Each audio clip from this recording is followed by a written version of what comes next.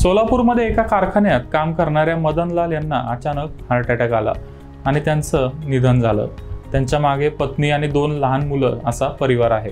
गावात राहणाऱ्या त्यांच्या पत्नीची आता घर चालवण्यासाठी धडपड चालू आहे। मुलांचं शिक्षण कसं पूर्ण करायचं याचंही त्यांना टेन्शन आहे। मदनलाल यांच्या कारखान्यातल्या लोकांना ही दुःखद बातमी कळाली आणि ते त्यांच्या पत्नीला भेटायला आलेत। मदनलाल यांच्या पगारातून दर महिन्याला प्रॉव्हिडंट फंड कट होत होता। त्याच्यावर तुम्हाला पेन्शन मिळेल असं मदनलाल यांच्या एका मित्राने त्यांच्या पत्नीला सांगितलं। EPFOच्या सभासदांना आणि त्यांच्या कुटुंबाला अनेक फायदे मिळतात, मात्र अनेक लोकांना याबद्दल पुरेशी माहिती नसते। फॅमिली पेन्शन ही अशीच एक सुविधा आहे।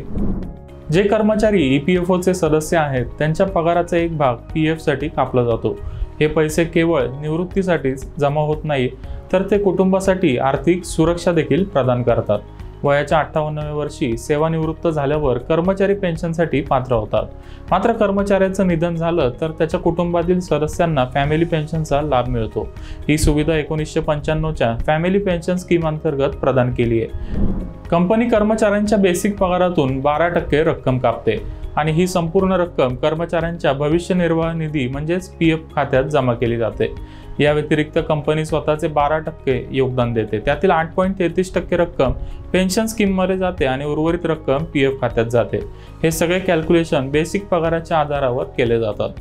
पेन्शन खात्यात किमान 10 वर्षे योगदान दिलं तर कर्मचारी निवृत्तीनंतर आजीवन पेन्शनसाठी पात्र ठरतो। पेन्शनची रक्कम ठरवण्यासाठी फॉर्म्युलाचा वापर केला जातो, मात्र कर्मचाऱ्यांना किमान 1000 रुपये पेन्शन मिळते। कर्मचाऱ्यांचं निधन झालं तर त्याच्या कुटुंबातील सदस्यांना पेन्शन मिळते, पण त्यांना किती पेन्शन मिळते आणि त्यासाठी कोणते नियम आहेत ते आता जाणून घेऊया। EPS अंतर्गत नोकरी दरम्यान एखाद्या कर्मचाऱ्याचं निधन झालं तर जोडीदार मासिक विधवा पेन्शनसाठी पात्र आहे। ही कर्मचाऱ्याच्या पेन्शनच्या 50% असेल, मात्र त्यांना किमान 1000 रुपये पेन्शन मिळेल। कर्मचाऱ्यावर अवलंबून असणारे लहान मुलं असतील तर त्यांना वयाचे 25 वर्ष पूर्ण होईपर्यंत पेन्शन मिळत राहील। मुलांना पेन्शनच्या 25% रक्कम दिली जाईल। त्यांचं वय 25 झालं की मग पेन्शन बंद होईल। कर्मचाऱ्याच्या जोडीदाराला हा लाभ त्याच्या संपूर्ण आयुष्यासाठी मिळत राहतो, मात्र जोडीदाराने पुनर्विवाह केला तर हा लाभ बंद होतो। त्यामुळे मदनलाल यांच्या कुटुंबाला पेन्शन मिळू शकते। नंतर दुर्दैवाने मदनलाल यांच्या पत्नीचं निधन झालं तर त्यांच्या मुलांना विधवा पेन्शन रकमेच्या 75% पेन्शन मिळेल आणि हा लाभ 2 मुलांना मिळू शकतो। एका मुलाला किमान 750 रुपये पेन्शन मिळावी असा नियम आहे। मुलांचं वय 25 होईपर्यंत त्यांना ही पेन्शन मिळत राहील। जर मूल अपंग असेल तर त्याला 25व्या वर्षानंतरही पेन्शन मिळत राहील।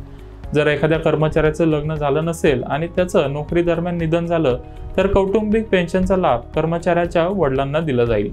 वडील नसतील तर मग हा लाभ कर्मचाऱ्याच्या आईला तिच्या संपूर्ण आयुष्यासाठी दिला जाईल। यामध्ये किमान पेन्शनची रक्कम 1000 रुपये आहे। EPS अंतर्गत कौटुंबिक पेन्शनचा लाभ घेण्यासाठी कर्मचाऱ्याचं डेथ सर्टिफिकेट, लाभार्थीचा आधार कार्ड, मुलांच्या बँक खात्यांचे तपशील आणि मुलांच्या वयाचा पुरावा सादर करावा लागेल। मदनच्या पत्नीला हे सर्व कागदपत्र कंपनीच्या HR विभागाकडे किंवा EPFOच्या प्रादेशिक कार्यालयात जमा करावे लागतील।